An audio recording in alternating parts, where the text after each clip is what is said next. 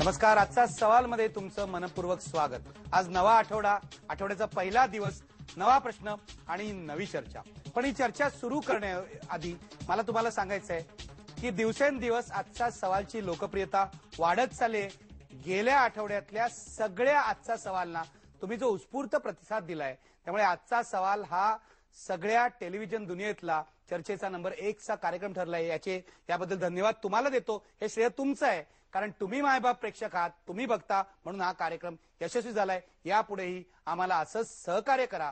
काही उणीवा असतील, काही चांगल्या गोष्टी असतील तर जरूर कळवा. आजचा माझा प्रश्न आहे वसईबद्दल. तुम्ही म्हणाल मी एकसारखं वसईबद्दल का बोलतो. याचं कारण असं आहे की वसई हे जे गाव आहे, त्याला गाव म्हणावं, शहर म्हणावं, निम शहर म्हणावं, हा प्रश्न तुमचा आहे. पण वसई हे जे गाव आहे, अत्यंत निसर्गरम्य असा हा परिसर आहे आणि गेल्या अनेक वर्षापासून हा सगळा परिसर वादाच्या भोवऱ्यामध्ये सापडलेला आहे. तुम्हाला माहिती असेल, काही वर्षापूर्वी वसई गाजलं ते भाई ठाकूर, हितेंद्र ठाकूर यांच्यामुळे. आज वसई गाजतंय ते तिथली 53 गावं महापालिकेच्या हद्दीमध्ये सामील करावी की नाही या प्रश्नावरून निवडणुकीच्या काळात सुद्धा हा महत्वाचा प्रश्न झाला होता. 53 गावं सामील करावीत असं काही लोकांचं म्हणणं आहे, सामील करू नयेत असं दुसऱ्या गटाचं म्हणणं आहे. सरकारने याबाबत काही भूमिका घेतलेली नाहीये. विवेक पंडित या भागातून निवडून आलेले, या प्रश्नावर निवडून आलेले आमदार जे आहेत विवेक पंडित, ते नुकतेच उपोषणाला बसले होते. त्यावेळेला अत्यंत अमानुष लाठीमार करण्यात आला, लोक जखमी झाले. या लाठीमाराची चौकशी महाराष्ट्र सरकार करतंय. या विधिमंडळाच्या अधिवेशनामध्ये 18 तारखेपासून सुरू होणाऱ्या अधिवेशनामध्ये हा एक चर्चेचा मुद्दा बनणार आहे. म्हणूनच अधिवेशनाच्या तोंडावर मी आज प्रश्न घेतोय, वसईतल्या 53 गावांचा प्रश्न हाताळण्यात सरकार अपयशी ठरलंय का. कालच ठाण्यामध्ये विवेक पंडित यांच्या नेतृत्वाखाली प्रचंड मोर्चा काढण्यात आला. त्यामुळे आज आपण जाणून घेणार आहोत नेमका हा प्रश्न काय आहे, नेमके मुद्दे काय आहेत, कोणाचे हितसंबंध गुंतलेत, सरकार काही करतंय का. माझ्या सोबत आहेत आमदार विवेक पंडित. नमस्कार. विवेक पंडित हे श्रमजीवी संघटनेचे संस्थापक आहेत. जन आंदोलन समिती जी आहे तिचे ते आमदार आहेत, अपक्ष आमदार आहेत. माझ्या सोबत आहेत अजीव पाटील.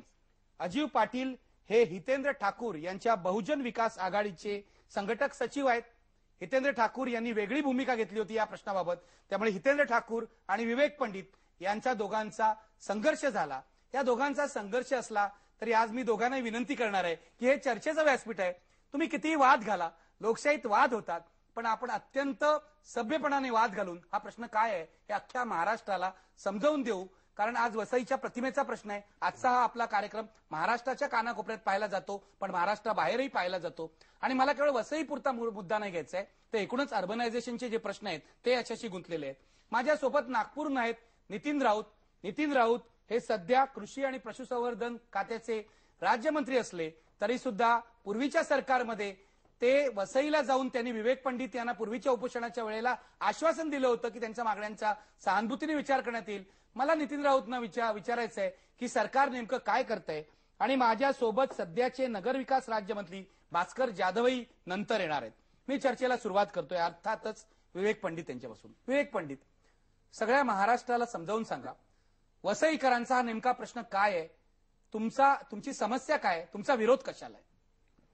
मला निखिलजी सुरुवातीलाच हे सांगायचं आहे की आमचा विरोध महानगरपालिकेला नाही.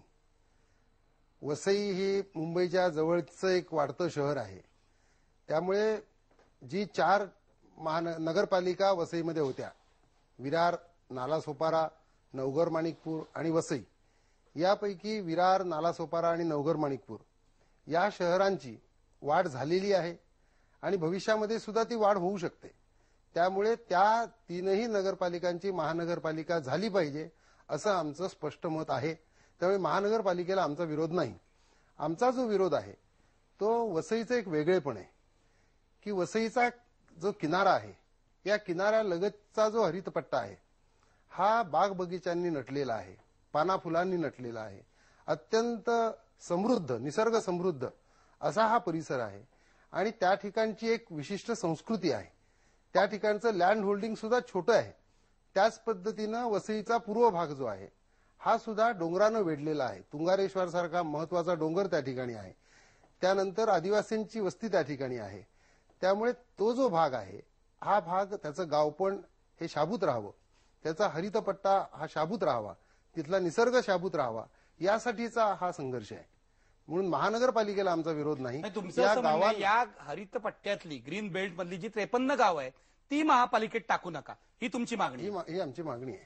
अजीव पाटील, मला तुम्हाला विचारायचंय की तुमचे नेते जे आहेत हितेंद्र ठाकूर हे पूर्वीचे आमदार होते, त्याच जागेवर विवेक पंडित निवडून आले आहेत. हितेंद्र ठाकूरांनी यावेळेला निवडणूक लढवली नाही, पण त्यांचा उमेदवाराचा पराभव झालेला आहे. मला सांगा, आमदार विवेक पंडित जी मागणी करतायत तिला तुमचा विरोध आहे का?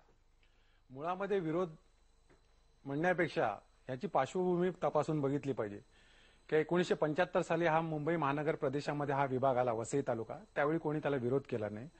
88 साली शासनाला असं वाटलं की इकडे लोकसंख्या प्रचंड प्रमाणात वाढते, तर सुनियोजित विकास झाला पाहिजे आणि हा रेल्वे पासून जवळ म्हणजे प्लॅटफॉर्म पासून 1.5 किलोमीटरच्या आसपास झाला पाहिजे, हरित पट्टा टिकला पाहिजे. सुनियोजित विकास होण्यासाठी आराखड्याची गरज होती, त्याला विरोध केला गेला. सिडको आली, सिडकोला विरोध केला गेला.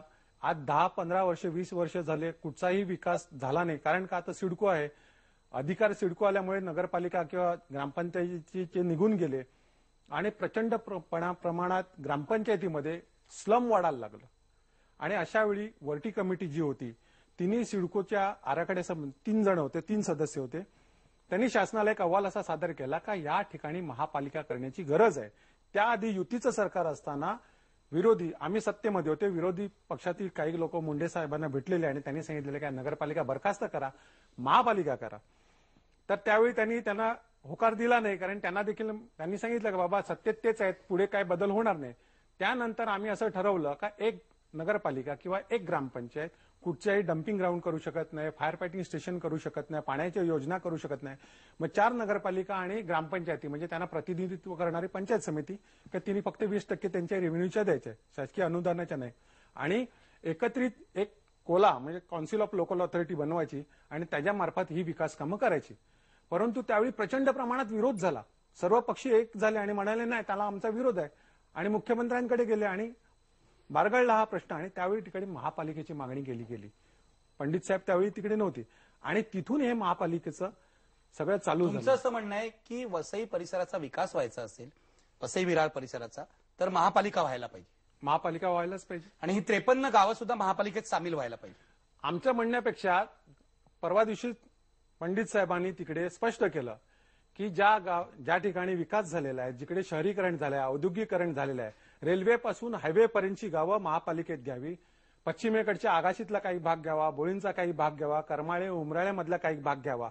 त्याच्यानंतर वसई नगरपालिकेच्या आजूबाजूची ग्रामपंचायत जी आहेत ते वसई नगरपालिकेमध्ये समाविष्ट करावी आणि 2 वर्षांनी 3 वर्षांनी महापालिकेमध्ये ती समाविष्ट करावी. त्यांचा देखील तोच विचार आहे. तुमचं म्हणणं त्यांचाही विरोध नाहीये, हे म्हणतात तुमचाही विरोध नाहीये 53 गावं सामील करायला. मग मुद्दा काय आहे? नाही, माननीय अजीवजी जे म्हणतायत ते अर्धसत्य आहे. माझा स्पष्ट अभिप्राय जो आहे हा मी माननीय मुख्यमंत्र्यांना लेखी स्वरूपामध्ये दिलेला आहे.